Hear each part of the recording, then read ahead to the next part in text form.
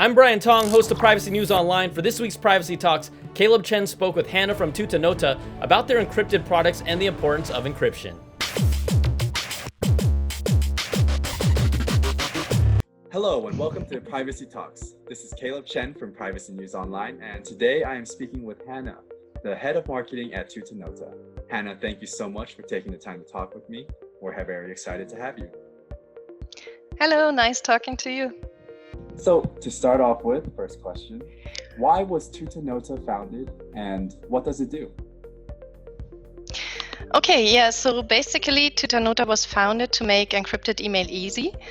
Because the thing is, everyone knows that an email is like a postcard, but no one really, acts upon it. You still send all the information you have in your emails, and that's because it's just so comfortable. It's just easy.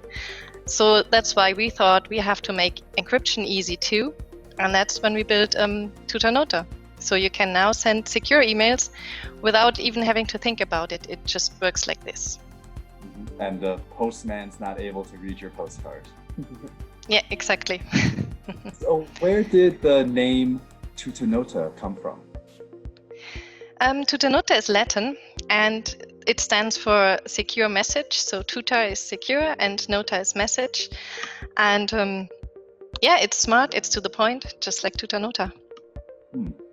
Yeah, it's understandable for people with multiple language backgrounds because of that Latin derivation. Well, not so many people speak Latin anymore, but it has a nice, a nice touch to it. So we touched on this earlier, but just how insecure is the average email that is being sent that's not being sent via Tutanota? Yeah, as I said, email is like a postcard. So every email you send is readable by the postman, is readable actually by everyone who has a bit of knowledge with the internet. But the problem is that people think no one would actually read their emails.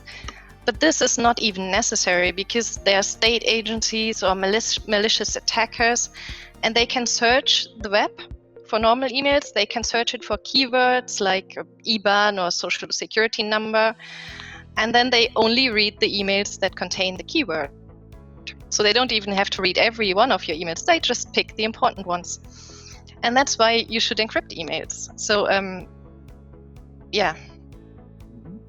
So, speaking of encryption, noticed a lot of governments seem to be trying to ban encryption or force tech companies to build backdoors into their encrypted products. Why do you think that is a bad idea? Oh, it's not only a bad idea, it's also a stupid idea, because governments, they need encryption themselves. They need to encrypt their communication, they need to keep it secure from foreign secret services. Businesses need encryption, they need to keep their business secrets secure from the competition. So basically we all need encryption, and actually we use it daily, like online shopping, online banking, online communication with it has to be encrypted, otherwise it's just out in the open. So, and then on the other hand, there are also people like doctors and lawyers, they have to encrypt their communication, they have to keep it secure by law. So how would it work if then the government says we need a backdoor, but these professionals, they have to make sure that it's not readable and that it can't be backdoored. And so the governments, they claim they only need a backdoor for the good guys. But this is just not possible. First, there's the question who defines who is the good guys. And second, a backdoor is such an easy attack vector that it's just a matter of time until someone finds the key as well, and until someone will use exactly this backdoor for malicious purposes. And so all in all, it is just impossible to have a backdoor only for the good guys. So that's why a backdoor would not work. So some people use Tutanota as an example of a more private version of Gmail. I see that Tutanota also has a calendar now. And what are the benefits of a more private encrypted calendar when compared with, say, Google Calendar? Yeah, because the thing of a calendar is the calendar, it really tells a lot about you. You might, for example, you might have a job interview that your current boss should not know about. You might have a therapist's appointment that your neighbor should not know about. Our calendars have much more information about us than we think about our private lives. It contains very sensitive information too. So, it is even so sensitive that many people still prefer to have an offline calendar because then no one can peek into it. But now Tutanota has a calendar, and as it's encrypted, it gives you the chance to host your calendar online. So you can access it anywhere, and still it only belongs to you.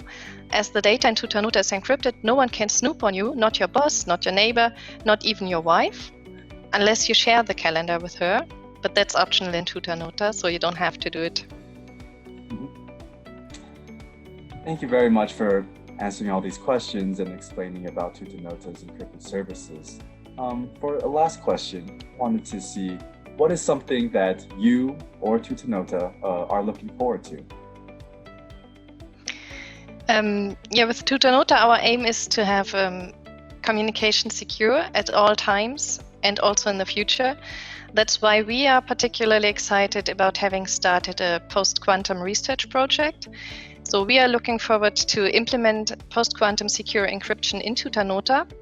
We are currently working on a prototype to add Postquantum secure algorithms to Tutanota as well. Because let's face it, the encryption we use today will be redundant the moment a quantum computer has been developed. And then they can also decrypt all the information that we encrypted now. So that's why we need to do this now before a quantum computer is available. And we're working on this, and we hope we get it ready next year. That is very good for the users of Tutanota. So that's it for the questions today. Thanks again, Hanna, for joining us. To our viewers, if you'd like to check out Tutanota and their encrypted services, please check out the link below.